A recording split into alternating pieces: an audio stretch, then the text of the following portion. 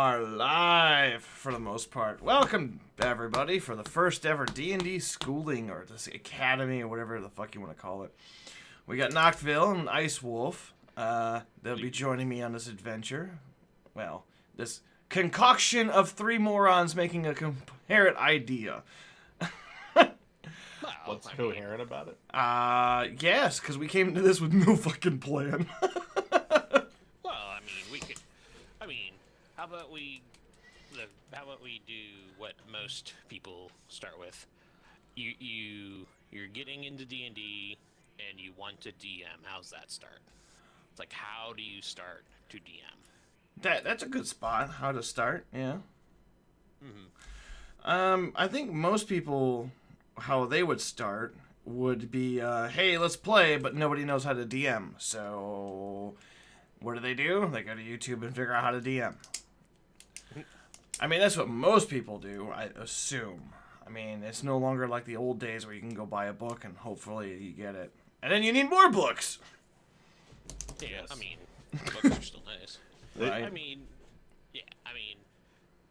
What is it? The most majority thing, you need the DM's master book. The You need players. the creature, Yep. yeah, the creatures, and then the hero compendium, yeah. Yep. Player compendium.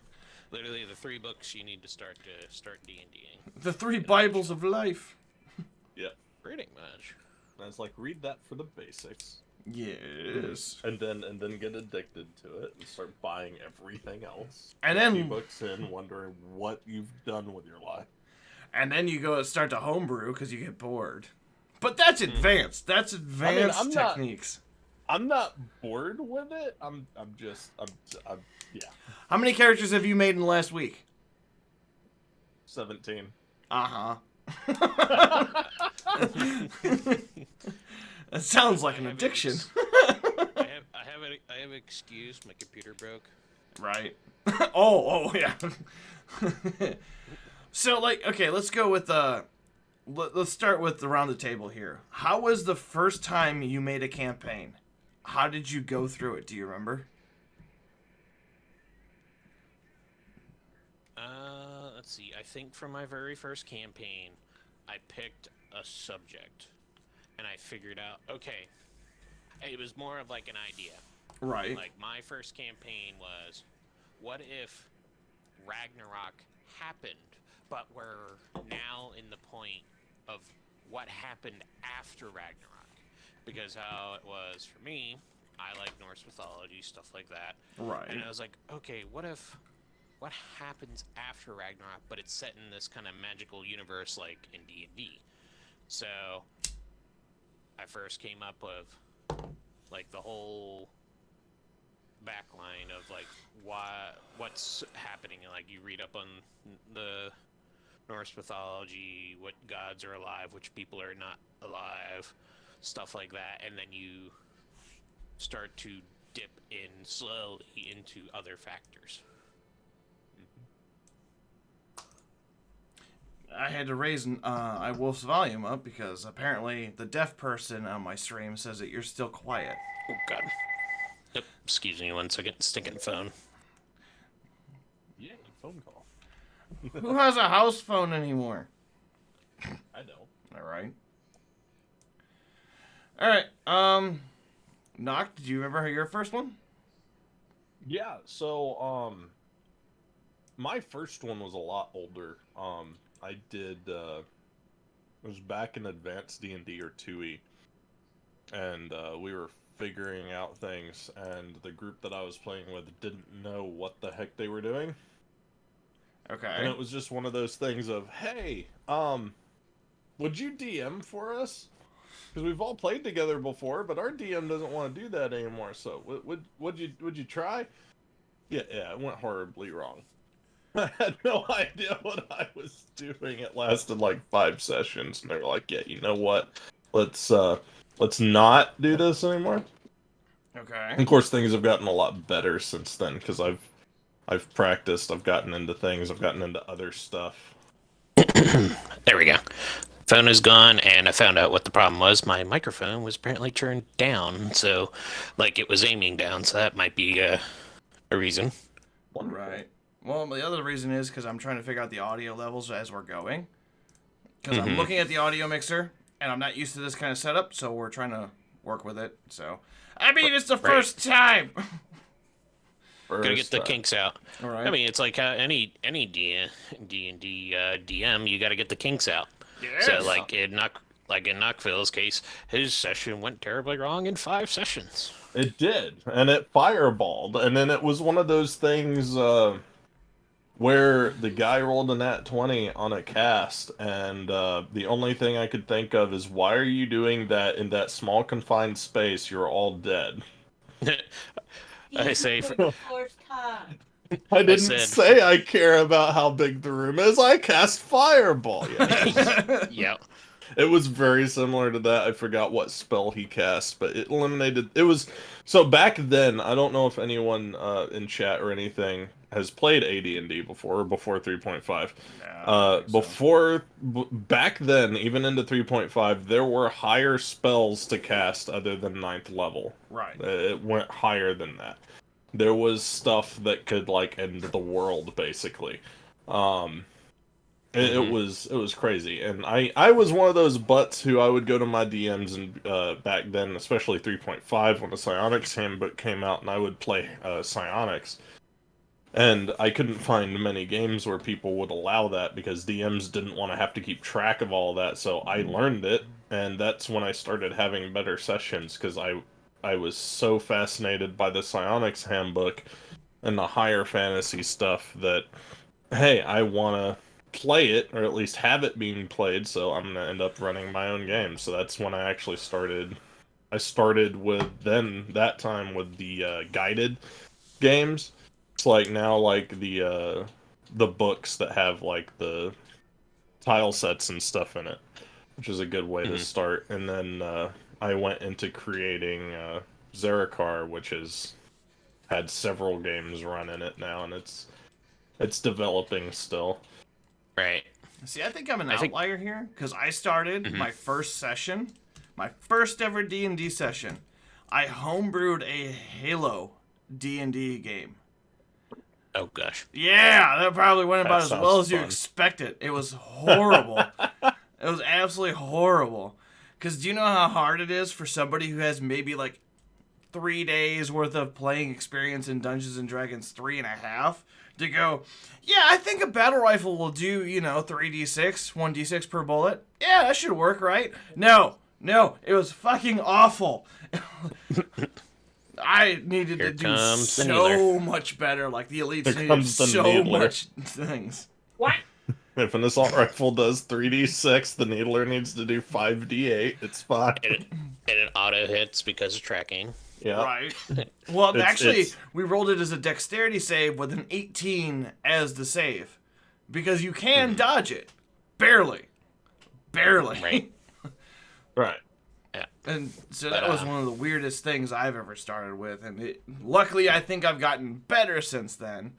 But something that just came to me is, since this is kind of an academy-style stream here, let's go with, how do you guys write your campaigns up? Like, do you have a thought process of how to write them up, or do you just throw them on the fly? Like, where do you start with? Like, I myself and a friend of mine gave me this little pamphlet. I don't have that right now because it's on my dead computer, unfortunately. Yeah, but it's a pre-fill out thing. It's like, okay, it's what is my bad guy? All right, here's my bad guy. Your big evil bad guy. You write out who their name is, what they are. What is their goal? Stuff like that. They want to rule the world. They want to, I don't know, down with the government, something like that. Anything from there, and then you can write it all out, and you got highlight points. Like, all right, to now, what is this bad guy's main goals? It's like, okay, say we're gonna overthrow the government in the game. All right, so they gotta institute riots, get people on their side, show the corruption or something, and all that. And you just do steps, and it gives you a couple steps. You can put in these bullet points for it and stuff like that. And then you have your bad guy. You have them all set. Because then, when you have your bad guy set, then you can create the world around them, or have the world around themselves. It's a little bit of flip-flopping. A lot of people, it's like, all right, I'm going to create the world first, and then I'm going to do Right. the bad guy. Yeah, I used to do that too. But sometimes you have to make the bad guy to make it more sense for them in the world. Right. Yeah. Like for our Friday campaign, when we stream that, when we play that, it's like, okay, this is from a previous session, but, we had 5 cities that are starting over and all that, and pretty much there are no major resources, like 300 years in the future when the campaign starts in the game. What happens in that time? Do does everyone get taken care of? Does everyone get their resources? Does everyone have their beliefs and religion respected and stuff like that? And it just kind of piles up, and you just go from one thing to the other, and just kind of piles on. And then you got yourself a pyramid at this point, and then you have that pyramid to trickle down to have everything go, and then you go from there. Right. Because after that, then you can figure out, okay, encounters for your PCs are like for for you guys, you had the harpies to go take care of. That was one of the points of interest. Fucking pyramid scheme. Yes, all the pyramid schemes. Pyramid scheme. That's a good one, Snylog. How do you make your D&D sessions like a pyramid scheme? I mean, they work. Nacht, how do you write your campaigns? So I think Wolf touched on it a little bit. I'm the type of person who I've created. I either use other worlds. In that case of a while back, me and Wolf and Inu, Dysentery, all of us were running. I was running a game for us in Magic the Gathering. Yeah, I mean, Wolf has. We don't want to talk about his character. The armor on that thing. But I still have it. I could pull it back out. Hang on. I know you can. But no, like I like having the world first, and then figuring out. I don't railroad characters at all. Right. So I create a world, or I use a world and fill it with NPCs, or pull named NPCs from it. Another game that I've got that I'd like to run at some point is there is a Dark Souls tabletop based on D20. But you have a lot of stuff to work with already.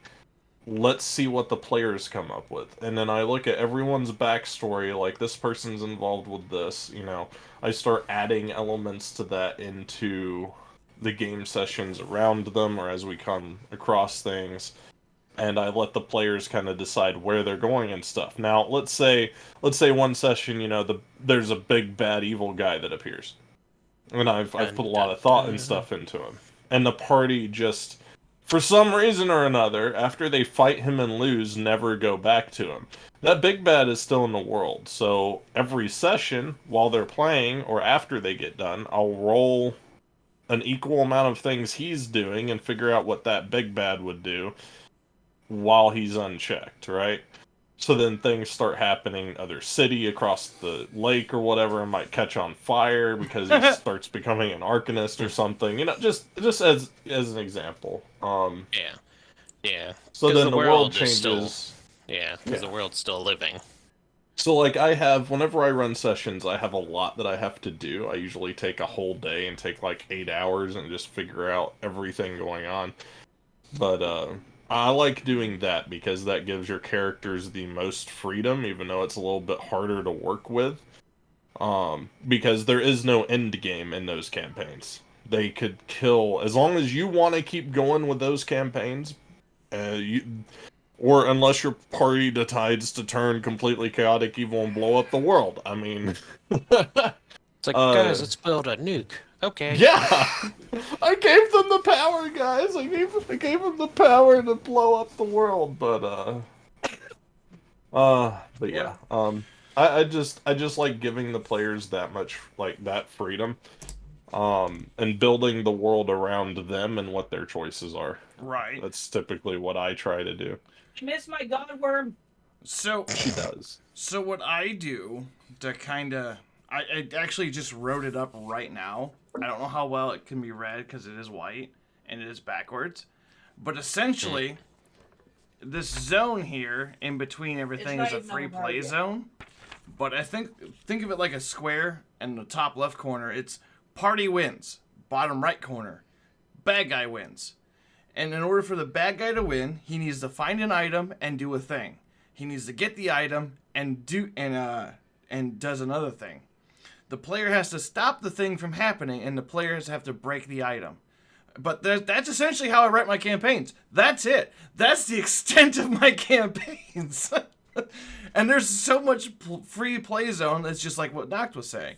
The players can do whatever they want. They're still going to get railroaded every once in a while to do the campaign. But that's essentially how I play my games. But it's hard for somebody like me, because I am very detail oriented at certain points, to go, all right, I need to step away because I need to have player agency. And I think that's the biggest fight throughout entirety of being a DM, is player agency versus what you want or how to run the game. And I think that's the balance that needs to be struck when you're doing something like this. I don't know what you guys think. Well, I mean, Good. that goes back to, like, what I was saying. Like, sometimes it's a little too much, but, like, if you look at my folders for the MTG campaign, every city that they go to, it has a folder for all the NPCs they've met, a folder in that folder for, like, let's say they discover a shop, and I figure out the name of the shop on the fly, name the NPC, I start them a file, like a notepad file, and that NPC suddenly has, stuff going on. Then after the session, I'll write backstory, or if we figure out some of it on the fly, then I'll type it in there, so that, let's say they go back to that town, they meet that guy, I can just go in there to my folders, find him, and there we go. Ooh, I need to do that. I am horrible at names and backstories and everything for it. I am atrocious at it. And my party can attest to it. Like, shit, what was that NPC's name? I forgot. Yeah, I mean, it's hard to keep a track of all of your NPCs, because you can imagine. So, like, every major campaign, everyone starts in the bar. What's the name of the bar? What's the bartender's name? Right. Are they ever going to come back to this bar? I can attest from the party that I have now when I stream on Sundays. They have loved that goddamn bartender and his 2 kids and his wife so much that they made it home base. Like, all right, this was a throwaway character, but I guess he's getting a full sheet now. Right? Yeah. Sometimes that happens. I mean, that's just how it is. Now, before we start trailing off on NPCs, right? There's also, I feel like that's a whole episode by itself. Yeah. Right. Now, for your campaigns, though, so you have your bad evil guy, you have your world. Now the thing is, with your world and your bad evil guy, how is the play style are you going to run the campaign? Because you got low fantasy, medium fantasy, and high fantasy. Now that's the biggest factor. Right. For those that don't know, low fantasy means magical items are very rare.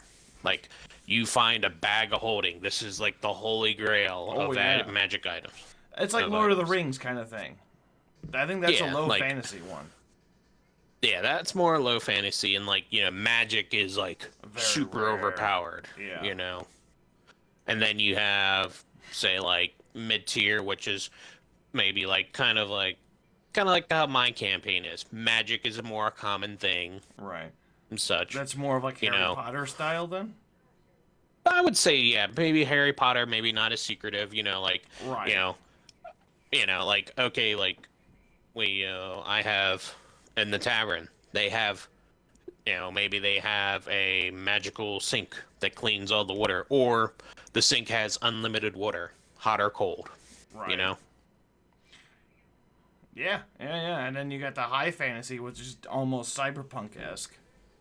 Which is and I like that because that's what if we ever play a world, because I plan on doing that at some point with everybody. We go to the actual world that I've made, which is Zerikar. That's how I like to DM. I love higher fantasy. So, like, just as examples, in that world, there's actually flying vehicles, there's trains, there's hovercraft, there's... It literally, the easiest way to explain it is think Cyberpunk 2077, except everything is, like, magical steampunk. So, like, there's Powered crystals, by crystals. Yeah, crystals in all the buildings, crystal lights everywhere, there's magic everywhere, and, like, 9 out of 10 people walking around on the street know how to use magic in some way. Right. Right. That's a good way of doing it. And then, so here's a question for you I just thought of. Your evil guy, your big bad evil, do you usually have them as more intelligent or more just rage baiting? Like they're usually just angry at something for some reason. Or do you have them intelligent and kind of scheming of sorts? That can be a hit or miss depending on your your evil bad. That also aligns to their goals. Right. So like in my very first campaign, the evil bad was Loki. He wanted to rule all 9 realms and all that. But he couldn't do so because the armies of like the giants and other things were all completely in other areas. He had to go do that. So he was very smart, but the players pissed him off because they knew of his history. Right. They actually made fun of his wife, and it pissed him off, and it made him mad that he focused on them, and it made him lose his main goal. Okay. So that's one way. It's pretty much how you build your evil guy. Right. I know for most of the time for my character, like for my big bads, I usually have it more of I like the ever-knowing background characters. Those are my favorite bad guys, the ones that aren't in your face all the time. I like the ones where they're back, they've got the information network, they're always fucking with the party some way. But they're always away from everything. They hardly ever show their face. That's my preferred evil character. Because I've known a lot of parties that will go like, oh, this is the bad guy. He's in my face. I'm going to attack him. Whole party kill. Well, why'd you put him in front of us if you didn't want us to challenge him? So it takes away from that aspect. And, because we know players are sometimes stupid. Yeah. Or they're really deep into the roleplay of their characters, and their character has ended up being stupid. Oh, yeah. And sometimes also a nice thing you do with your big evil bad is watch them grow. So like for the Blooming Lands, literally, I mean, you weren't there yet, Hobo, until later, but how the NPC, the PCs first met them, she had just killed a barmaid who was going to rat out on their secrets and stuff about like the attack that was going to happen in the main town. She killed her and dropped her body down there. And at this point, she didn't care if they found the body. She dropped it right in the middle of the tavern. Everyone else went upstairs, found her. She made her presence known that she is not a force to be fucked with, and then dipped off. Right. I mean, yeah, that's one way of doing it. So, if we can make this very simplistic, I guess I keep trying to go back to how would you write up your big bad for a starting point? Like, I understand you gotta know like what the kind of campaign is, but like, how would you do it? How would you write your stats and whatnot? How would you come up with those numbers?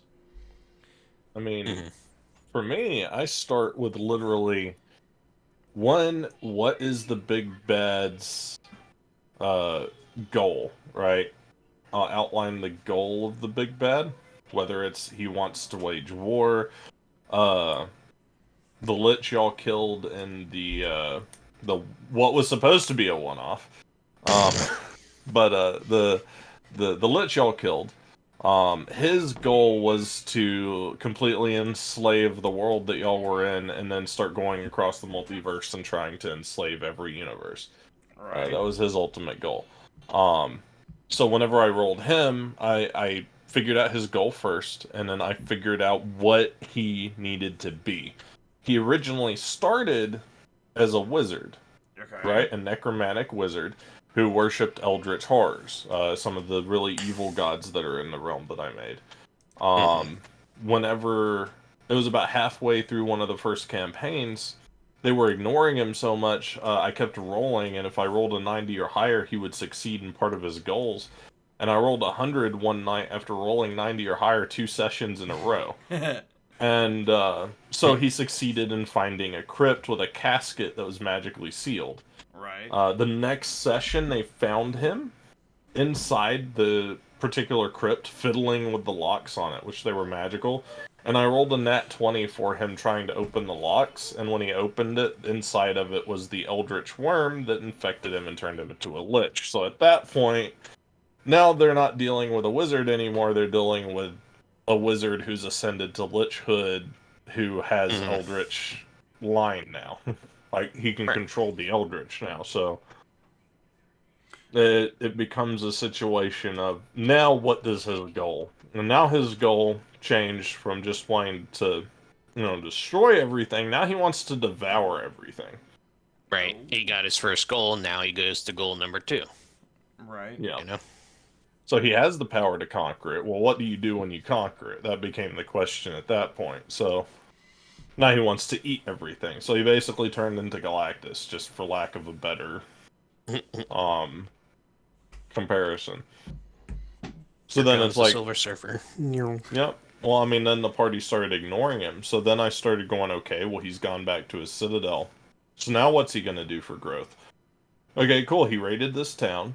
His normal zombies that he used to have killed everyone in the town, but most of them are dead. He's going to try to res them. And then I rolled to see what he started rezzing. So he started rezzing, I don't know if you've... the Noctis things that I had one... I don't care if they're... But the one that I had whenever I did the mess with the party thing. Yeah. They kept following him. Yeah. So he has an army of those that he uses to spy on people. And then, which they've been taken over by a different guy now in the world. But then he also was able to raise the gibbering mouthers out of corpses. Oh, He was okay. able to raise these things called skittins Oh, out of the corpses. Come on. Yep, and then he could turn corpses into these eldritch tentacle creatures that are almost like... Wolf, what are the things that you had in the cave? They look like stalactites, stalagmites, and stuff. Hatred. Ropers. It's called ropers. hatred. Yeah. So he can imagine a roper, except instead of one tentacle that grabs you, it's like a huge amount of them, and it turns into a skittering rock thing that can crawl around at a speed of 55. It's Yeah, a Tangela from Pokemon in a nutshell. Right. Basically. But it's all that, like, and all that came about from player choice, which is, that links back to that's the way I like to DM, and I integrate everything into that. Right. So, every choice, I mean, so now y'all kind of understand, if y'all ever play in my world, every choice your characters make is going to have an effect on something going on somewhere. Oh, lovely. I'll remember that never. Yeah. Right. Because that's the fun of it. I just don't want to know. That is the fun of it. Right. Well, I mean, you won't know, but Exactly. something's going on. I don't want to know. It's like what I right don't now, know. we're talking right now, but what are the other people who aren't watching us? What are they doing? Stuff is still going on. You don't know what's going on. Right. Like right now, somewhere, somebody's getting a dick inside of them, and we just don't know. Wonderful. Right. It was the bard with the dragon all over again. Yes. Donkey. Yeah. Yeah, and that brings up the point of, because, your players are doing other things and all that, your evil bad is still doing other things. And that's how it, like, slowly creeps in. They might finally bring in their presence. And it also depends on their character, too, the evil bad. Like, for your Lich, he might have been really secretive and hid his work away, and maybe he was actually an outstanding wizard at one point, but he desired power. And, maybe that's how you get the hook in for the players to be introduced to the character. Hey, I need you to go do this. Go find me this magical stone. Fine, you guys find the magical stone. Maybe the wizard in your party is more curious, casts Identify on it, finds out it's a magical stone that can locate crypts that hold lich worms. It's like, why does he want this? That might come up later. You guys confront the wizard about it. Oh, and and that enters in, role play, everything else, roles like, oh, maybe now your evil bad has to roll a deception check to see if he can lie his way out of it, while the players try to do an insight to see if he's telling the truth or not. Right. Yeah. I mean, okay. I'm kind of derailing a little bit here, but what do you think is the best party dynamic for a first-time DM? Like, what do you think the party should be for, like, what you would consider a good first-time run as a DM? Personally, with me, I don't think that it's necessarily a dynamic. Like, I wouldn't suggest any classes. I would definitely suggest the DM stay away from Artificer or any of the homebrew stuff. Just stick to base SRD stuff. Right. That's one recommendation I would have. Our other place is dirty. Okay. The other recommendation that I would have is to just try to keep it to 4 people. If you think that you can if you can handle a party above 4, don't do more than 5. I would try to keep your party small. Because I've seen DMs do, like 7 or 8 people parties, and that's fine if you can handle it. If you can handle all that going on with your head, with your math, with all your notes and everything, go ahead. By all means, have as many people as you want. But if you're a first-time DM, try to keep it to 4. Because if you're at 4, and try to push people, like, don't tell them, someone has to play a healer. Just try to get someone to be like, hey, y'all's party currently doesn't have one. Does someone maybe want to do it? Because maybe it'll end up to where it's not, y'all might die. It's like, if they want to pursue that path, let them. I mean, that's the fun of it, right? I mean, if you don't want to tank, if you don't want to healer, if you don't want to have any of that, I mean, that's a good part of it. Right? Wolf, what do you think? I mean, it depends on your players, too. Oh, absolutely. If they're experienced players, great. Let them play what they want. If you know what they can do. But no, if they are experienced, they have the knowledge, they can fuck you over, too. So you gotta watch that. All right. Isn't that right, Noct? Cough. Yeah. So, my best way can describe, like, if you're gonna run a game, say it's your first time and you've read the DM handbook, the player handbook, and some of the monsters, you've got a pretty good grasp on the rules. My suggestion is to watch two different like YouTube videos or something, like 2 different videos that are completely different, and then listen to music behind you and see if you can equally give each attention to each 3 things simultaneously. If you can do that, I would say you can handle a party bigger than 4 at the start. That's my thing, because I did that, and then I ended up running a game with 7 people on, like, my 3rd run as a DM, and I handled it very well. Granted, I had 2 players that were veterans and, like, 3 that played once or twice. So, like, and then there was 2 complete noobs, but it was there. Like, I could do it, and that was a good test that somebody suggested to me to do, so it helped me. I don't know if it's going to help everyone else, but that was something I was suggested, and it worked.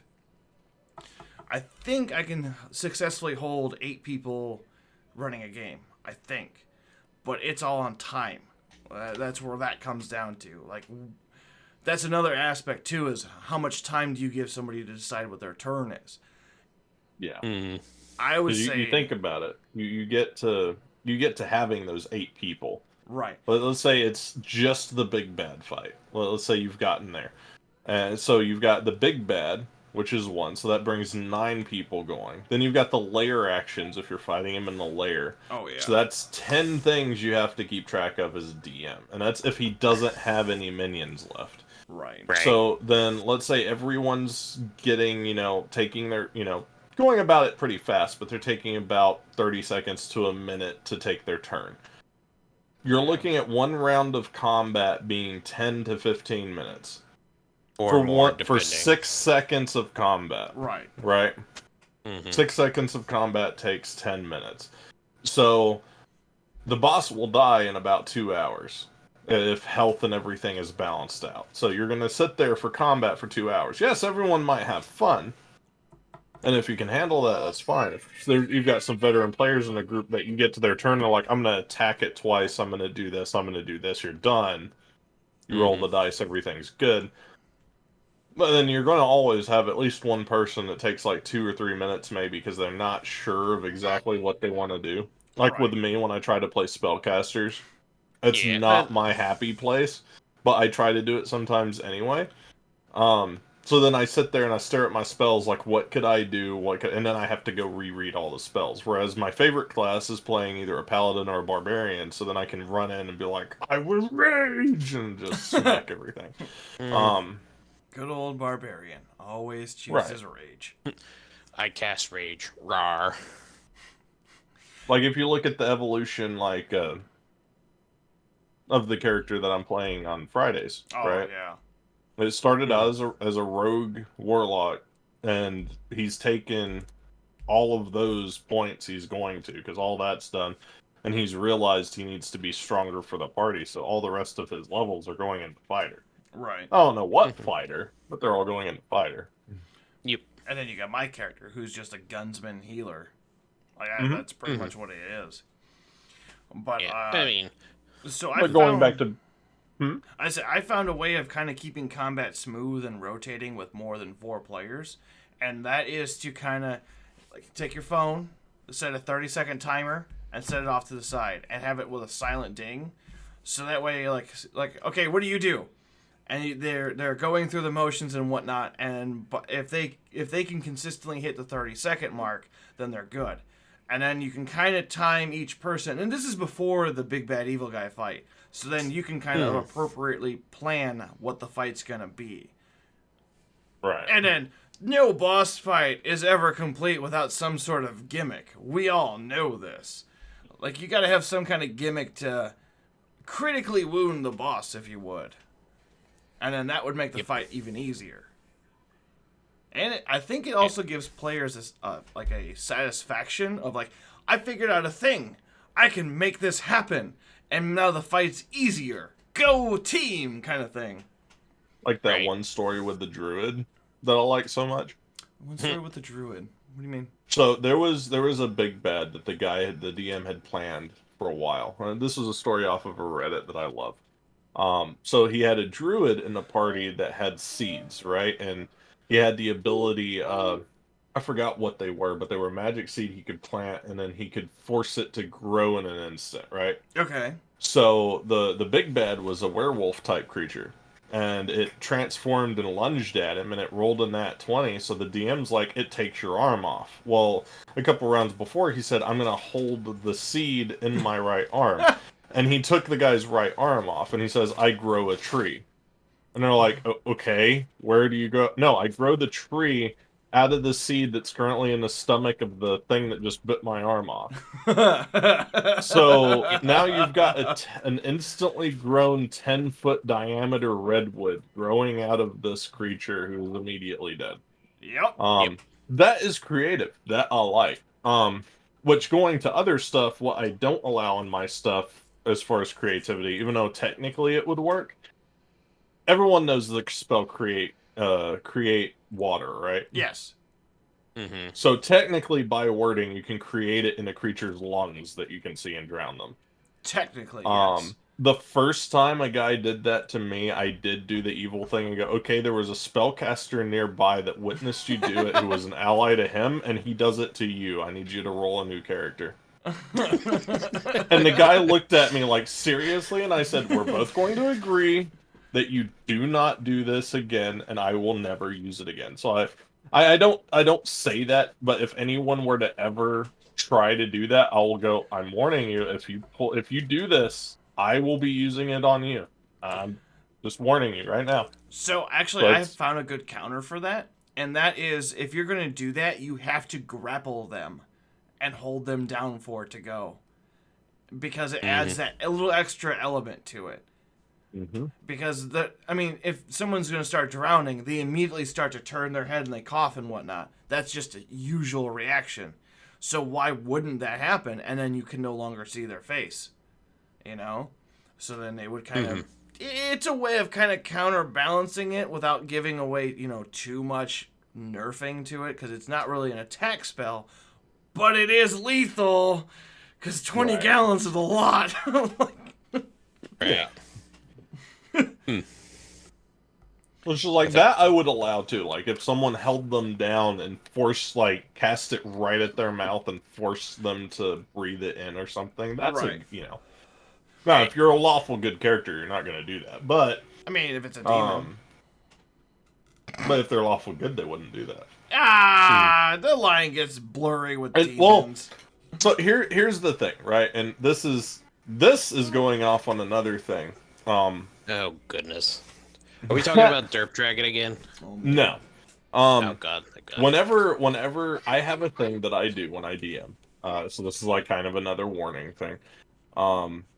Whenever I DM, I implement things from other games or other tabletops as kind of rules that I think would work well for the setting, right? Right. One of the things I do in Zerikar, if you do something that is against your character's alignment, you must roll a d20 just straight out and call high or low, and you're given a short fate roll to decide if your alignment changes or not.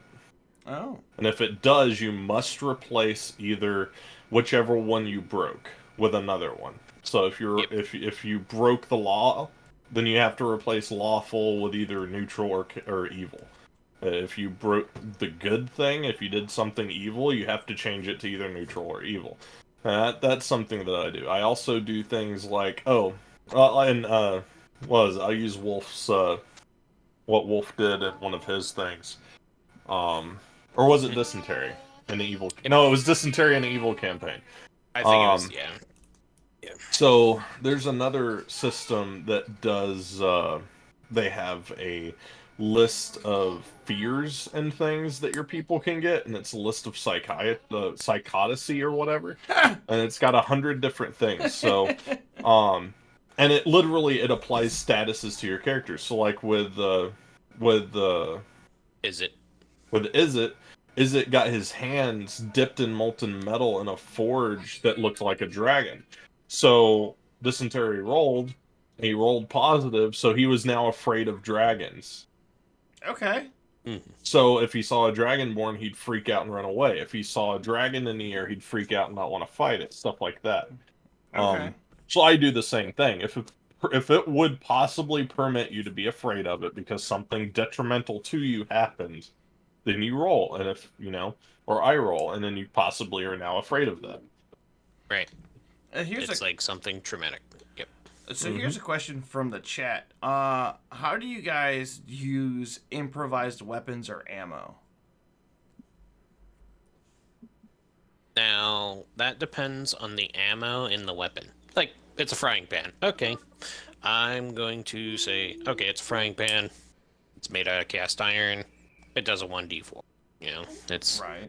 It's heavy. It's it's clunky. It's literally a chunk of iron in the shape of a pan. It's gonna hurt. Oh yeah. Have you ever got hit one? You ever get hit one by in the real life? Yeah. That's how it feels. Shit hurts. Yeah. Now, if we're talking about weaponry wise, like okay, there's a giant bar fight. You're grabbing chairs, tables, stuff like that. you have to figure out what makes sense for certain dice. Something small, maybe medium size, maybe a D4, a D6, something larger like a chair or a table that's starting to push to D8, D10s, and Yep. all that. And that also factors in a lot more things. And now, if we're saying like ammo wise and all that, like say, originally you had a crossbow. Okay. Oh, I'm out of crossbow bolts, but I have a bunch of these ball bearings. Couldn't I do the same thing? I would say yes, but I'm gonna have the player do a check first to see how they can rig it on their thing. Yeah, this is like a quick check. Like, okay, I want you to do me an intelligence check, or maybe a tinker check, stuff like that. Because I want to make it fair to them. It's like, okay, you have the items, but how can your character themselves figure how this works? If it's like downtime things, like shit, we're out in the middle of the woods. Right. All my bolts are broken. I don't have anything to fix them. I have these ball bearings. I can try to improve that. All right, you're gonna take a minute. You're gonna maybe work on your crossbow, and we're gonna make it work. And that way, you can shoot ball bearings instead of crossbows. Right. Well, I mean, okay, so in my earlier days, a halfling was a thing, right? In 3.5, and they used a crossbow, and they're like, so if this creature's fingers is the same size as my crossbow bolts, can I use the fingers as ammo? Yes. I just went yes because I was just dumbfounded with it. Yes. Yeah, and with that, I would also, because it's a finger, Right. yeah, it's gonna stay straight, but it's a finger. It's got to bend. So it's like, all right, I will allow you to do this, but every time you shoot it, it's going to be disadvantaged because one, it doesn't have the feathers to help keep it stabilized, and two, it's a finger. And if it's a fresh finger, it's going to be, springy and moving Floppy. and stuff like that. Yeah, Right. floppy. Floppy finger. Right. Well, this was 3.5, so disadvantage and advantage didn't really have a thing. Right. Yeah. I mean, when I started playing at 5e. I've Right. looked at 3.5 and some of the stuff, and I can see a lot of like, holy shit, there's a lot of stuff in here, and I understand why a lot of folks like 3.5 because it gave you a better spectrum of stuff. Right. It was more utility based, or not. Yeah, you had more utility elements to things, and they could be specialized at certain things. But Yes. sorry, a cat was at my feet. I was like, what the hell? You're fine. Yeah. The way I do it is it's different. It's, I guess, simple. It sounds simple to me. Let's start with the frying pan, right? Okay. Let's say a player picks up a frying pan because they're having a fight in a tavern, and he goes into the kitchen, picks up the frying pan off of the thing, and it's still hot. Right. First off, I go, okay, frying pan. In my head, I go, what is that like if it was a weapon? What weapon would it most be close to? Oh, a mace. Yeah. So we're going to give it the stats of a mace to start with. And then it's burning hot because it was just in a 500-degree fire, or, hotter. Right. So it's going to do 1d4 fire damage as well because, it's on fire. I just do stuff like that. And like with a chair, we're going to go with a great club, depending on the chair. So it could be a club, it could be a great club, it could be, if you pick up a table, that could be, depending on how shaped the table is, we could use the stats of a great sword or was thinking a great Warhammer. club. Well, I mean, if you Right. use, like, let's say, one of the legs is kind of bent, it was a metal leg and it's a wooden table, and the barbarian picks it up and starts using it like a great sword, we can use the stats of a great sword, but then give it bludgeoning damage instead of slashing damage. Right. Or, okay, they took the table and they broke it in half and used part of the leg, of one of the leg parts as a handle, and the rest of the part of the table is still kind of on the top. It could be a flail at that point. You're sitting there twirling it around. Think of it in how it's like, how would you imagine seeing that? What would, how would that actually feel / factor in? seeing that and how what it might actually feel to hurt, and just kind of reference those items. You know, like I love that last one in your chat. That's That's oddly what I'm specific. laughing. That's what I'm laughing. Asking That for a is friend. oddly specific. So this was happened on Sunday. This is a live example of what I will break this down how I did this. Angry Overlord says, "How about a holy symbol of Palor and heating it up in a fire to brand a demon?" That's what happened on my game on Sunday. And what I did was, okay, he's using this to brand a demon. A demon. So like, I just rolled high or low on a 20. And it rolled high. So it was a branding smite. Just obliterated the demon. Because it's technically a branding weapon with a holy symbol. right. And, you know... Smite the demon! Especially because it was a paladin that did that. Oh gosh, yeah. I mean, it just makes even more factor why it would happen, yeah. Right, but like, if it would have failed, how would I have done that? I think, and we can use this scenario, we'll pass it around, but like, if it would have failed, I would have been, okay, the demon gets branded. The demon reverts to its human form from what its soul was. And then now you have a human soul here in a demonic body who is very confused. Party, handle it. That's what I would have done, because you're going to put weird positions on me, I'll put weird positions on you. Right. So how would you guys have done it? Right. I mean, if the, like, so, the branding. So, like, say, okay, you brand him, you hit him in the shoulder. Alright, it's a demon. It's gonna burn. You know, if it failed, I'm gonna say, like, okay, you failed the burn. You know, the branding. It still hits, I'm gonna say. But what's going to happen is the skin around where the brand is just going to fall off, and the demon heals it back up. You know, stuff like that. Like you attempted to. You see that the brand is effective, but this demon is aware of what you're trying to do and sacrificed its skin to get it off it. You know? Right. Yeah, that's a way of doing it. Noct, how would you do that? I mean, I already told you what I was gonna do during your stream on Sunday. I don't remember. So I've eaten and drank since then. Yeah, it's been days since then. No, so because I know probably since the guy who asked us, I think he's in your D&D session. He is. I'm the one who was messing with you guys with that thing.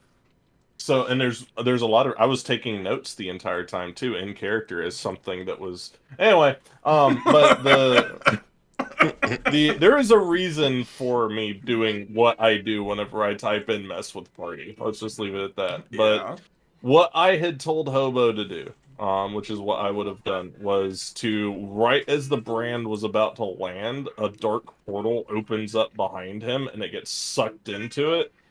And as the portal starts to kind of dissipate, it's all like cold, and you can hear kind of eldritch-y, like horror sounds coming out of the portal. It was supposed to be like a "what the crap is going on" moment. Yeah. Yep. But I like the way Hobo handled it, and so I'm changing up what I was going to do because of the way Hobo handled it. There's multiple different ways to get the same answer. Exactly. Great. You liked it? Glad you liked it. Mm-hmm. I have a baby girl in my lap, by the way. Hey, say hi, baby girl. Yeah, I can tell because your avatar is all fucked up. No, and she's grabbing my boom mic. Baby girl. You're failing your grapple check, sir. I am failing my grapple check. Now that goes into like to other scenarios for like, all right, so like what was it, like different things that can happen. What if, you know, thank you very like much. say That's the party really nice. Thank you. thwarts the big evil bad, you know, and is one thing. What is their next thing to do? Like the Friday game.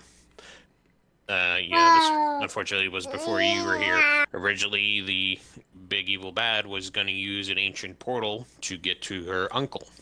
to assemble a massive army. Okay. The party thwarted it, and she had to revert to another way of getting there, another way of going, and that's why you guys are in the Feywild now, because there's something in there that she wants, the veil, that could technically let her go there.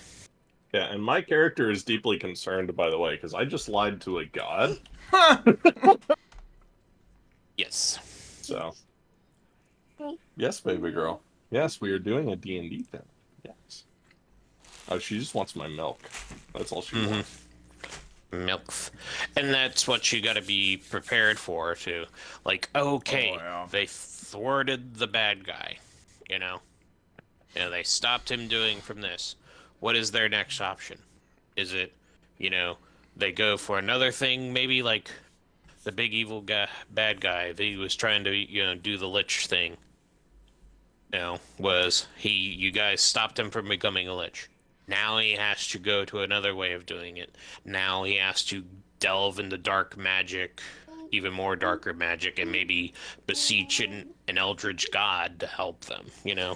And you have to learn as a DM. You are putting this game forward for your players to play. Don't let their winning be angering to you to help fight them.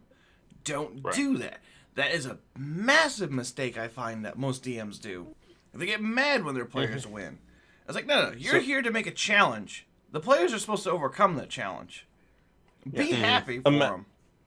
Imagine yourself as making... So you're making... Like, a lot of people play video games. Everyone knows what they are. Imagine you're making a video game, right? For your players, because everyone's thinking in their head. Each player, to you, the way that I always think of it, every single player that you've got in your session is playing their own single-player game, like Skyrim. Right. So in their head, they have their thing they want to do with their character, and you as the DM have to take all those people, and you have to take all of what they want to do and play 5 different games. If you've got 5 players in a party, you gotta play 5 completely different games for all 5 people. Right. Because, you might be like, the rogue might have, a story thing coming up. Well, how do you integrate the paladin's story to where maybe you lead off and there's a clue integrated into that starts linking things together? Or, who are you focusing on a little bit more this week? Or where are they going with things? So you've always got to keep it interesting for each individual party member. Yep. Because you're the guide through this world you've made. And you've got to be able to present everything enjoyably to everyone else who's playing it. Yes, I can say, so for my games on Sunday, we're going to get to the territory, and this is going to be a small spoiler alert. I'll give you 30 seconds to mute the thing. But again, spoiler alert for Sundays. Spoiler. Rip. We're going to start getting into our dwarf paladin's backstory here soon, and it's probably going to kick off after Sunday. It's going to be a nice step up for it, and it's going to be getting into one of the new players' background. It's not really that big of a spoiler, but it's a spoiler. But we'll see. And can you flip me off when it's safe to... Again, yes, I can. There you go. You're welcome.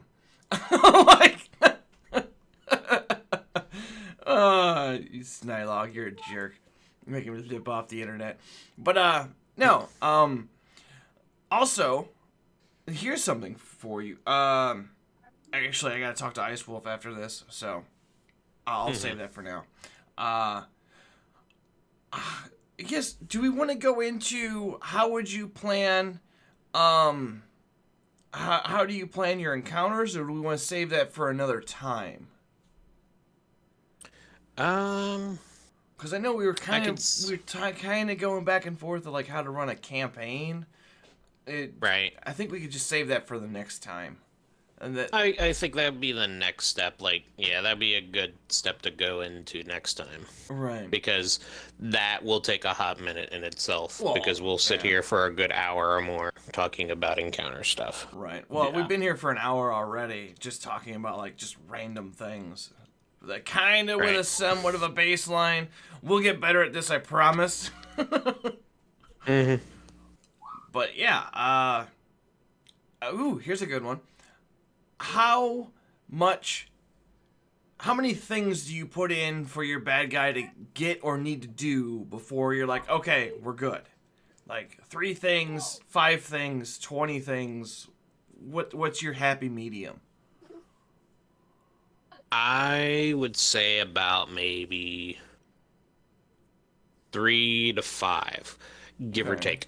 Always odd numbers, because that way, if your party has the majority, of like 3 things, or 3 things out of 5, they can't do what they want to do Right. and all that, and you've defeated your big evil bad. And then at that point, they can't do what they wanted to do, and they'll either A, surrender, succumb to darkness or something like that. Like, scenario, you guys stop the evil bad from taking over the world. He's at his wit's end. Everyone knows who he is, Uh-huh. and all. Everyone is after him at this Uh-huh. point, and you're in the Underdark or something, and you've corner him over a cliff.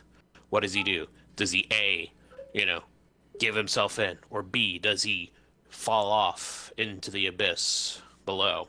And that that goes into the next part. This can be a segue for your big evil bad to maybe do his own redemption arc, because Oh yeah. now that the party has technically defeated him, they could start building up, fixing what the big bad has done, But unbeknownst to them, the big evil bad, when he fell off the cliff, he fell down into the, maybe an elder brain down in the abyss that was down there, and now he has control of, you know, the Underdark with all of his fucking mind flares, and now you have another scenario coming back up, coming to encroach on the players, and then that's how you do time skips, and that's how you do like little breaks, how characters develop, and go from there. All right. So I think that's a topic all on its own that Angry Overlord brought up, and then it says, how do you handle a party that wants to kill another party member? But at the same time, I feel like that is kind of relevant for your first game, isn't it? I mean, for me, that's something easy that I handle. Oh. So yeah, so I I only asked the question, would it be something that player would be able to do by their alignment? What has the other character done to make that person want to kill them, right? Right. So yeah, like Angry Overlord just said, it depends on perspective. Right. And at this case, it's not the perspective of the one being killed, it's the perspective of the person doing the killing. Like something that I do uniquely, a lot of DMs that I've seen on Roll20 or anything else, they typically make you like, okay, this is a good campaign, you can't have evil characters. Whether it's good or bad, something I've inherited from the guy who originally did my campaigns, yeah, they do, seriously, Mm-hmm. is that I allow whatever alignment as long as you're not chaotic evil. That's the only one I don't allow. So if you're playing a lawful evil or a neutral evil character, and then you're just wake up one day and it's like, the paladin made me mad yesterday. Oh. I want to poison his drink. Okay, cool. Paladin, I need you to roll an insight check real quick, and he fails the insight check, drinks the drink. And it's like, okay, you have fallen unconscious and I need a death save. Mm-hmm. It's like, and then, cleric, do you realize your paladin has fallen unconscious? No. Okay, cool. Paladin, I need another death save, please. And then let's say he nat ones it, and it's like, okay, the paladin has died. I either need you to give up your spot or roll a new character. Right. Mm-hmm. And the guy I inherited that from just as a short thing. He was the one who ran my campaigns when I was playing my psionic character Unis, and my character ended up being turned from lawful good into neutral evil because he was eating the flesh of paladins that the rogue was killing whenever he kept turning them into jerky overnight. I mean, it was, yeah. That's how that started. Right. Because it can lead, and that's why I do it, because it can lead to things like that make you look back and like, gee, that was a fun 6 years of a campaign. Oh my god. That at the end of it, my character was eating gods. And it's like, that was fun. But I got a lot of ideas from that. And that's something else. Like, as a DM, you should always grow yourself. And like I mentioned before, there's things that I pull from other sources, other D20 tabletops, other tabletops that I use in D&D. Like one of the ones that Wolf has started adopting, which I think Hobo has used it now. I do a thing which makes perfect sense. If you're going to drink a potion, and and you're going to take your full action like the rules state to drink that potion, you're just going to get the full benefit of it. Right. If you're going to use a bonus action and drink it, like, okay, I attacked, I'm going to pull out the potion real quick at the last second and chug it. All right, now I need you to roll to see how much of that potion actually goes down into your gullet. Yeah, but that was a thing back in 3.5 too. Was do you take your time or you chug? And that was kind of the thing with 3.5. So it's not so much that I used it with, got it from you. It's just one of those, oh yeah, that rule exists. I forgot about it. Yeah. Right. And then it's like, and then you use that, or like your grapple, or like the one that you were using that Wolf started using, the higher low, which I like. No, where the movement, where if you don't move and you're a spellcaster, then you can cast an extra cantrip or an extra spell or whatever. Right. Mm-hmm. Yeah. And yeah, I mean, it makes sense. And even in the Dungeon Master's Guide, it even states as one of the first things, these rules are here to help guide you. Do not take them literal. Right. Mm-hmm. These are here to help you in like certain scenarios. Like, okay, he's prone. What does when you're prone, what does this happen? You pull out the book, look, okay, if someone tries to hit him, they get a crit, stuff like that. It helps guide you. It's a guide. It is not 100% ruling on everything. You can make your own rules for it. As long as it's nothing game-breaking, something that makes completely utter nonsense, stuff like that, and it seems balanced and it works for you. That's how house rules started to come into a factor, which then other people just started adapting. All right, so let's throw this question to you, Wolf. How would you handle the party trying to kill another player? If they were trying to kill a player? Yes. I would say it depends on why they're killing them. Okay. Is it...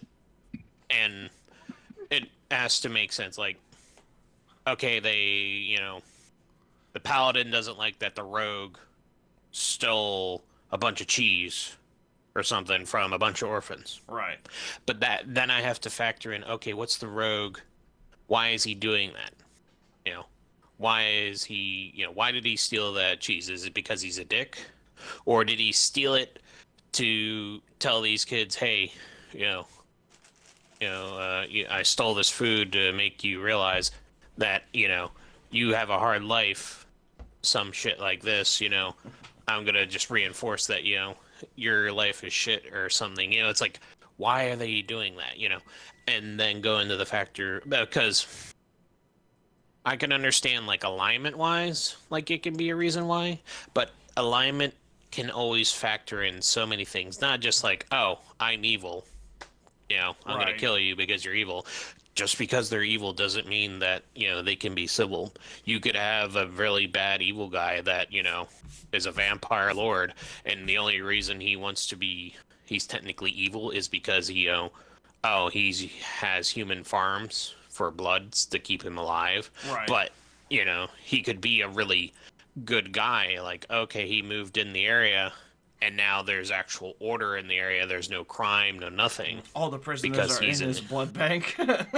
Right? Yeah, yeah. I mean, literally. I mean, I just referenced the spot like you guys had, for your campaign. Yeah. I mean, it makes sense.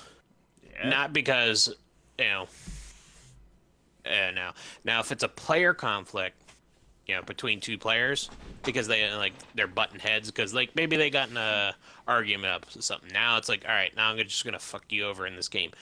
That's when the point you stop the game and you take your two players, you just take them aside and you have a conversation. Right. You talk to them. It's like, look, this is here we're having fun.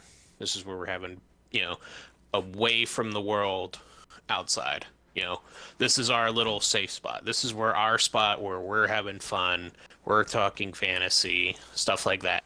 If you have a problem with the other player, you leave all that out. We're not talking about politics. We're not talking about religion. We're not talking about, Economics. he, she, their, what, this, that. We're here to have fun. Right.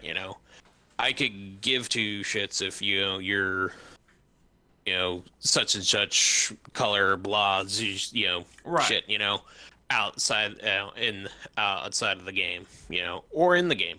I could give two rats ass of what you are, but we're here to have fun. This is why the game was made, Exactly. and all. So I guess I have a different approach than both of you.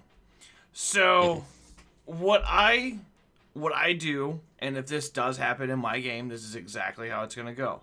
I will talk to all the players involved and just kind of like stop the game for a moment and be like, are you sure this is the path you wish to take?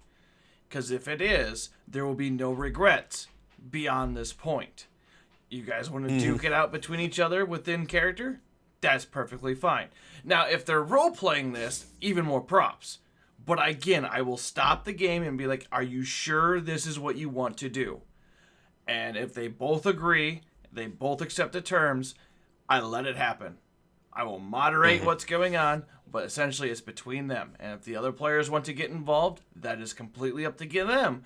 But again, they have to abide by the same rule set. No regrets. No holding it against each other. If this is what's going to be, this is how it's going to be. And if I detect any kind of malice afterwards, we will have a talk. Because that is not how it's supposed to be. But again, it's that hard balance between I'm role-playing my character and I'm a little pissed off about your decision. You used an unlimited wish spell to get a fucking flask of water. Like, that's the kind of... You know what I mean, though? Like, that's the kind of thing that could happen. Right. Right. And like I was saying, like, it's... With me, it was like... As long as it's in-game. Like, I will moderate it. I won't even talk to them. If the character that is doing the killing 100% in that world, it makes 100% sense that character, with everything that's happened up until then, to try to kill that person, y'all are just going to have to start a PvP bout. Right. That's just going to have to happen. And then I'm going to tell them at the beginning of it, okay, y'all roll initiative. If anyone else joins in, you can join in by rolling initiative. And then, no one have any hard feelings, and the loser can either re-roll a character or we can see where it goes from there. Right. It's like, Yeah. but Like, y'all are going to have to judge. fight it off in character, because Yeah. this Oh, all gosh. happened in character. But yeah, I'm about what you said about like the outer game stuff. If it's malice because of like outside the game as a person, you don't like what decisions that other person's making, yeah, then I'm gonna have a problem with it. Right. And it's that balance to strike. And that, I feel like, is the underlining session here is finding that balance as a DM is so hard. It's like trying to balance quarters on top of each other on their standing sides, because it could start to topple, but you can fix it. You just have to play it cool, I think. That's from what I've noticed, at least. I mean, it was what was it? It was so bad on the Sir Derp Dragon. I swore that you knocked and Dysentery were gonna sit there and pummel the shit out of him, and I couldn't do anything because I know your characters could literally wreck the living shit out of him. Yeah, and he didn't even know. And what it was like he was playing a chaotic good swashbuckler rogue, right? Okay. Yep. So one of the definitions of chaotic good is that character tends to do the good thing regardless of outcome all the time that they see in their heart chaotically. So Right. let's say they wronged an individual, they will try to make their life, the best life ever as repentance for, hurting them. Or, if they see someone on the side of the road who needs money, they'll give them as much money as they need to get on their feet or whatever. And he wasn't playing him correctly. He wasn't even playing the rogue correctly. Like he didn't Oh, want to gosh. he didn't want to check doors, he didn't want to pick them, he didn't want to stealth anywhere, which okay, Yep. I can get the stealth thing cuz you're playing a swashbuckler, right? Right. You Yeah, don't that's have to be stealthy as a swashbuckler, but the fact that you don't want to pillage, you don't want to go out there and take things, you don't want to pick locks, you don't want to use any of your proficiencies, and then the constant every single game, what dice do I roll for that? Oh, What yeah, do I no, do for yeah. that? Yeah, now that's also a factor. I can understand of you're new, you know. Oh, yeah. Okay, it's like, all right, the first 10 sessions, yeah, I'm gonna help you figure it out. It's 10 understandable. sessions? Yeah. You got 10, 3. I'm saying, like, yeah, no. Yeah. I give a little leniency to some folks, Right. like, Inu's character, Nacthveil's wife. She played D&D once with her brother. Her brother forced her to play a rogue, Right. and she had no idea what the hell to do. And she has become a great player because I've been lenient with her, and then we're taking, baby steps because I want you to learn. Because now Inu is making her own characters on her own, and she's enjoying it, and that's what I want you to do. I want you to enjoy making your character. I want you to I want you to come to session. You have a folder full of 50 different characters. All right, which one do I want to play? This one. Maybe But, I'm that was maybe I'm that more was of an the asshole. that was the two completely opposite versions of that campaign, because both of them were new to it, Inu Right. and Derp Dragon.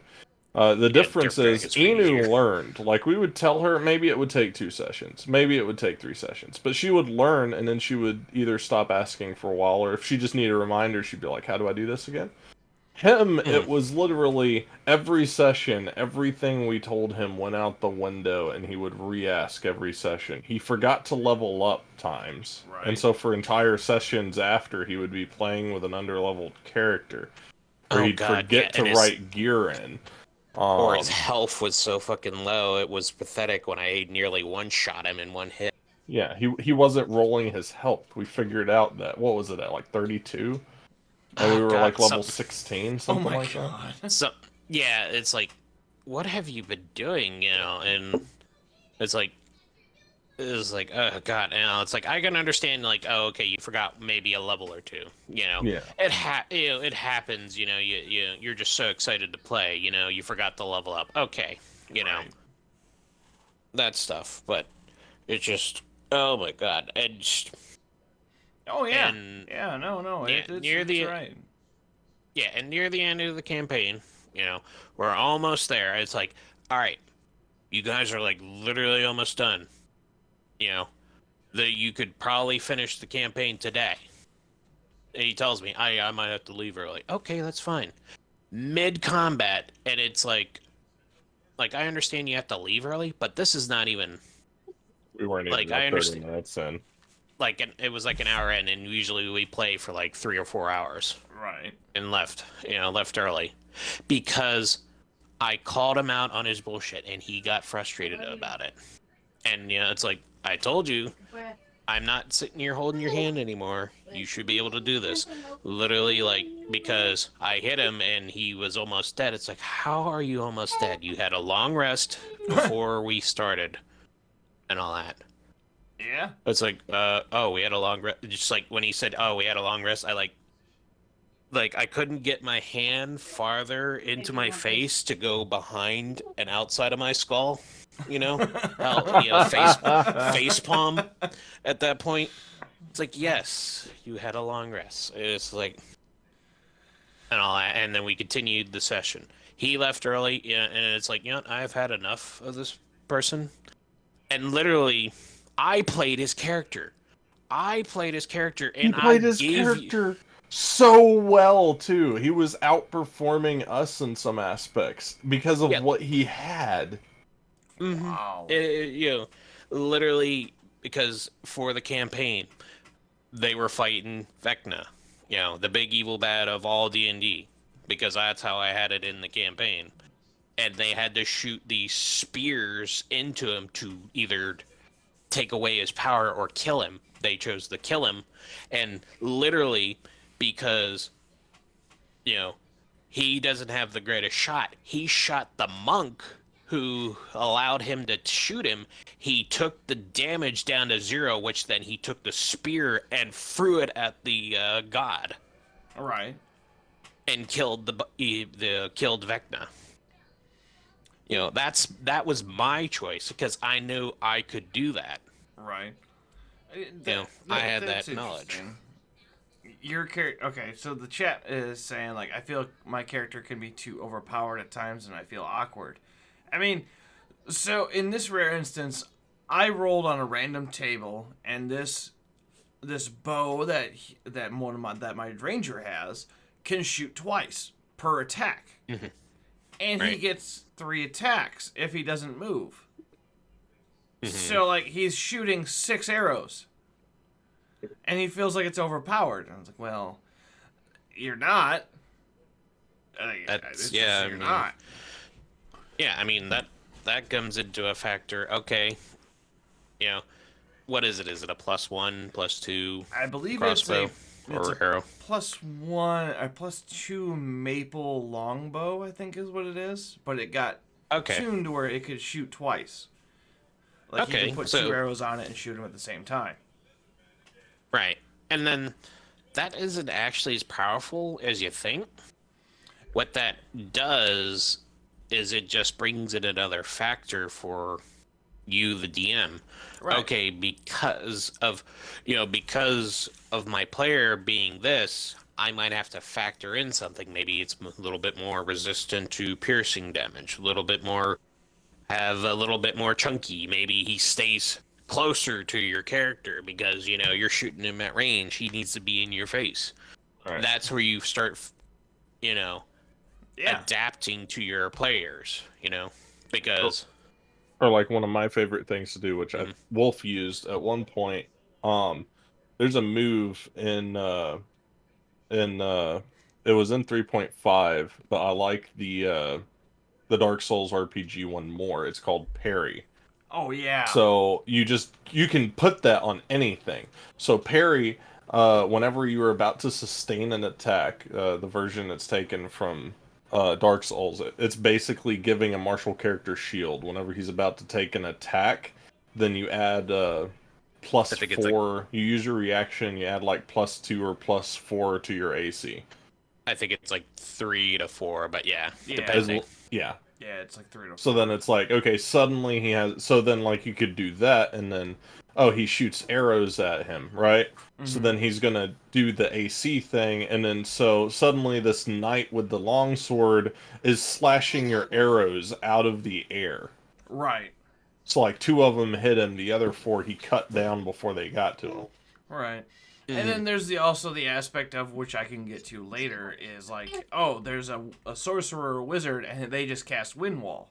Like that's gonna pretty much neutralize the arrows for the most part. I'm not your papa. And then it kind of takes them out of combat for a little bit, or there's ways of working around it. It's just for right now you feel overpowered because there's not much that I put into the world that can counter you at this moment.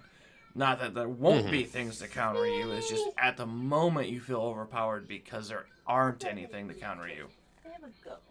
Right. And that's where the big bad guy, like, okay, he knows, like, if you're playing the very intelligent, big evil bad, he Yes. knows, oh, okay, you've been working as a ranger, or, whatever your background was, you were a scout. You're gonna know, okay, he's more range related type things. All right, what do I have to do to make sure this doesn't happen? All right, Right. I'm gonna craft a shield that catches arrows. Right. And then maybe now I'll give this magical shield and start mass producing them and giving them to my minions. Right. And it just won't be as powerful. It just does, like it blocks, say it just gives them an additional 2 to projectiles. Like on top of the shield, like it's just another modifier, like, oh, they get a +2 to projectile based attacks.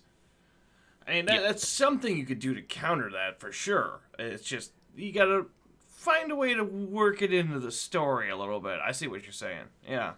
Yeah, I mean, it doesn't even have to be like that, like for for you guys, we had two, most of your characters were all range related, from Nacthveil's character using Eldritch Blast to your character using, marksmanship, your gun, to Inu's character using, arrows. During her ritual, she had wizards projecting a shield so she could sit there and do her rituals. Right. So you had to factor in, okay, now we have to kill these guys to break the shield. And as you guys killed them, I would roll to see how well the barrier is. And then it just kept on going. When it got to a certain point, when there was like 2 or 3 wizards left, I rolled again. I think I got, because how it was like every time you killed one of the wizards, it was a +2 Right. to the roll for the DC, and the DC was like 25.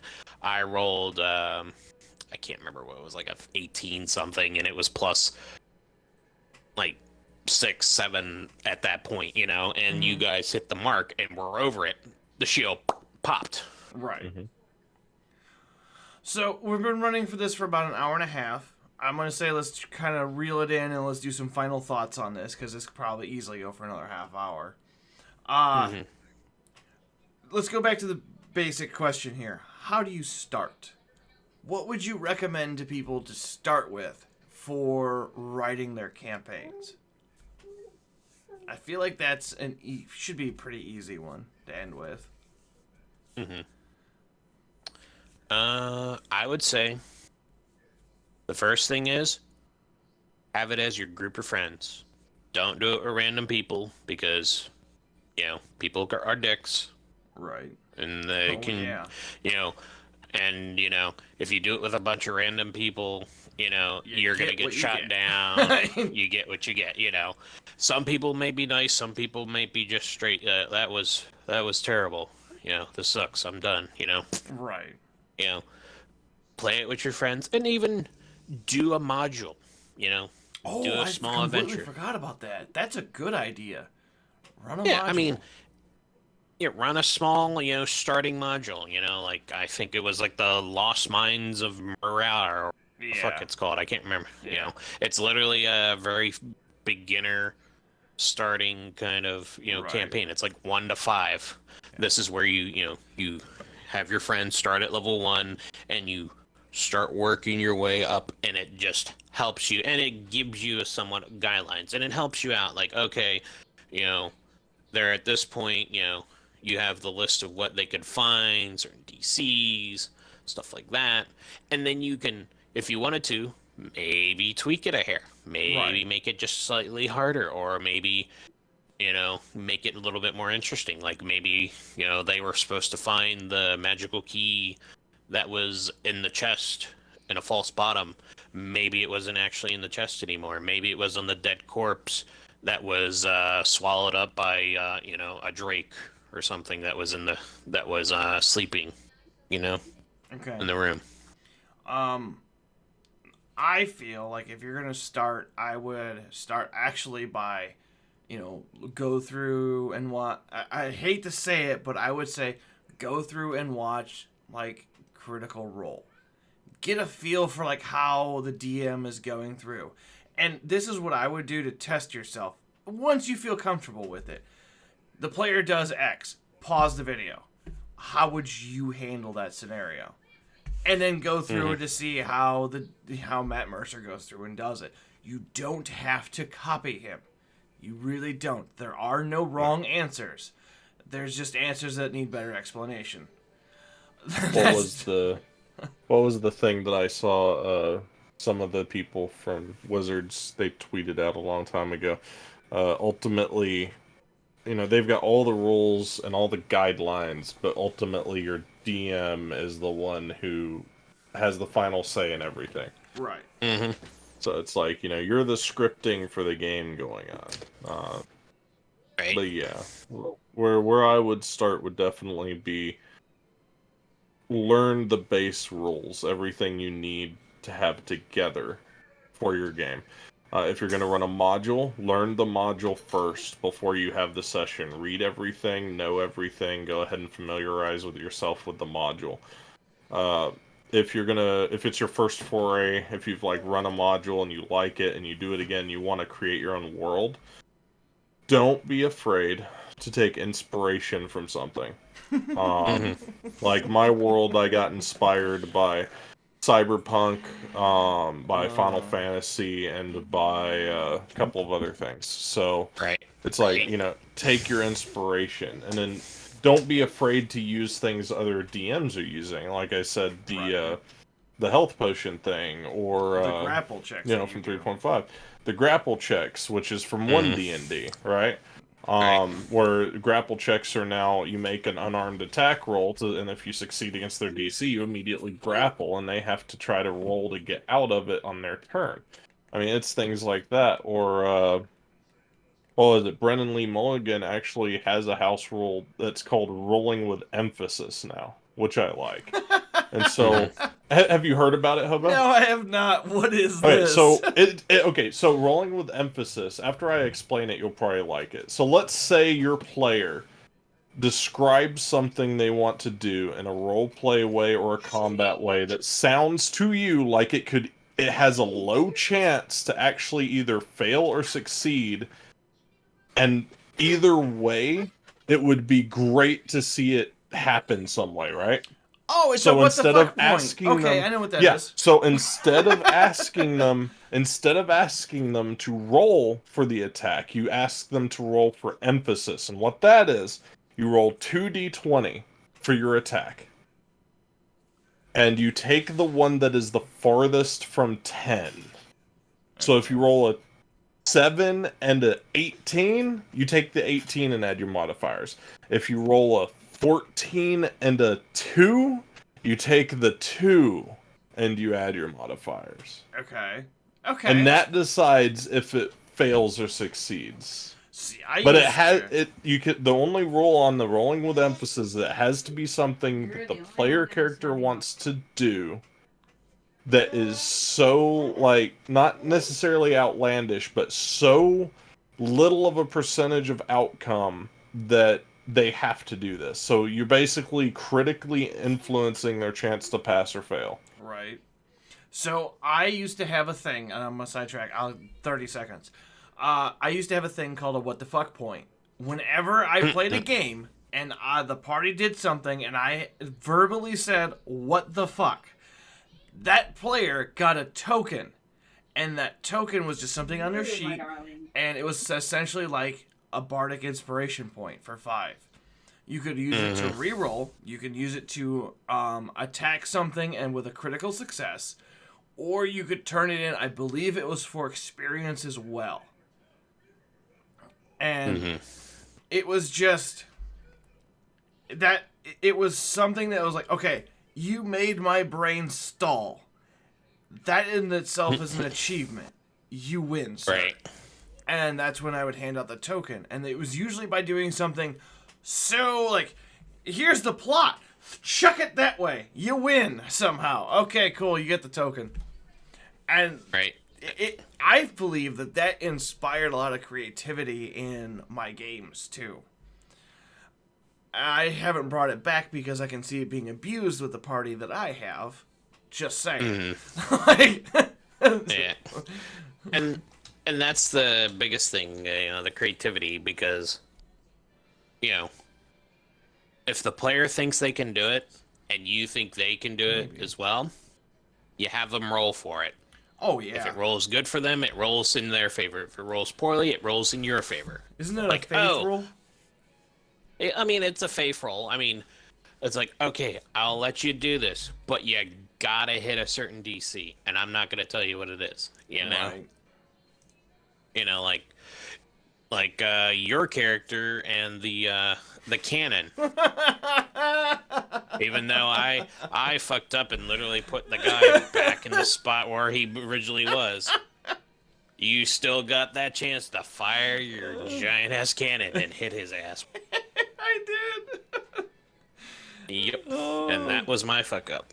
I should really start streaming your games because a lot of shenanigans happens. Oh man, my character fucked a Valkyrie. Yeah. How am I supposed to top that? Actually, we could go into that next time. We can go into player interactions, how to handle certain social settings, and then possibly loot. I think that's Right. 3 good topics. I'm gonna write that down. And another one, just as player interactions, we can also go over what not to do and forget as a DM, and I've got a really good story I will about write that down. What not to do as a DM. Yeah. Mm-hmm. Because, like I said, there's a lot going into your world building and everything as you go, because you're constantly world building. Right. That's your main job. Right. And it's like, you have to remember everything. Oh, yeah. So if you forget and 3 years down the road something happens, again, I'll get into it when we actually do this, then yeah, don't be surprised if someone exploits it. Yeah. So, so why do I have a feeling it's got to deal with a Tarrasque and a sun?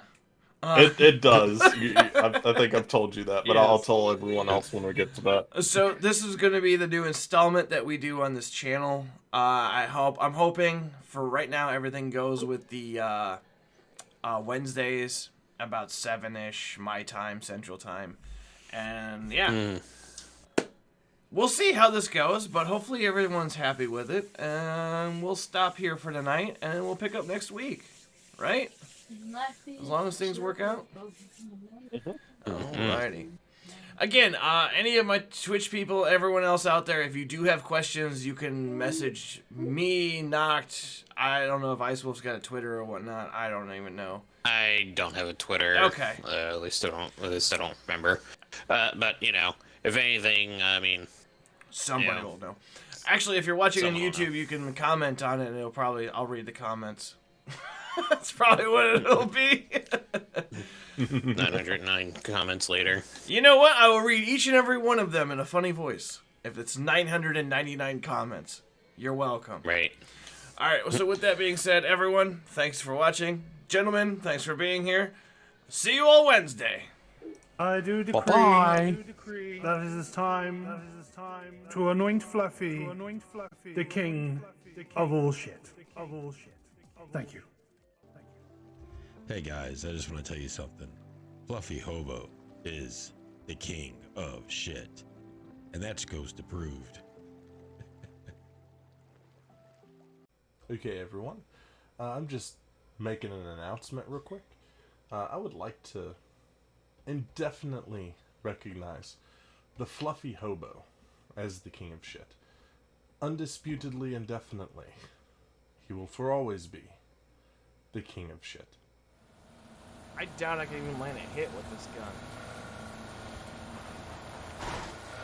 Well, that's new.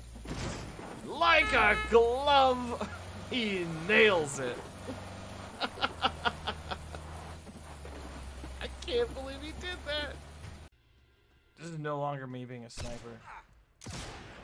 This is me just being a dick. I missed him. Ah! Jesus! Ouch. Guess we'll... I forgot that Yeah, thing dude. in an automatic.